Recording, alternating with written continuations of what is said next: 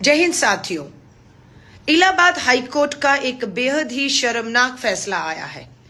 फैसला आया है कि बलात्कार के आरोपी को बेल दे देनी चाहिए और बेल दे दी गई है, ये कहते हुए कि बलात्कार का जितना दोषी आरोपी है उतनी ही दोषी वो पीड़िता भी है, क्योंकि उस पीड़िता ने खुद इस समस्या को आमंत्रित किया है।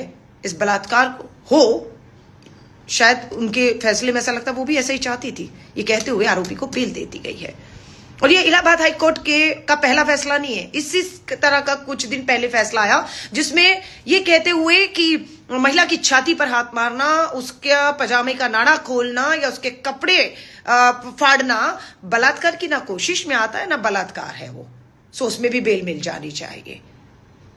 ये दोनों फैसले बेहद शर्मनाक हैं, ये बर्दाश्त नहीं किए जाएंगे।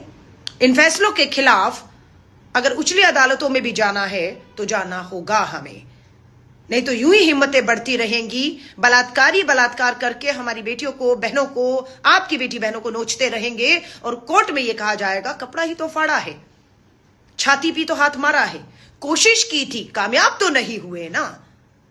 जिस तरह से यहां कहा जा रहा है कि अगर बलात्कार होता है तो महिला बराबर की उसमें शामिल होती है, ये जज का मामला, इसलिए बेल मिल गई है।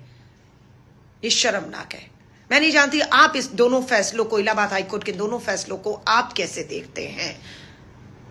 अगर आपको भी लगता है ये फैसले शर्मनाक हैं, गलत हैं, तो इनके खिलाफ आवाज उठाइए, ताकि जो जज बैठे हुए हैं अदालतों में, जो फैसले ले रहे हैं, जो न्याय की बजाय अन्याय कर रहे हैं और गलत संदेश समाज में भेज रहे हैं, उन तक ये संदेश पहुंचना चाहिए, उन तक पहुंचना चाहिए।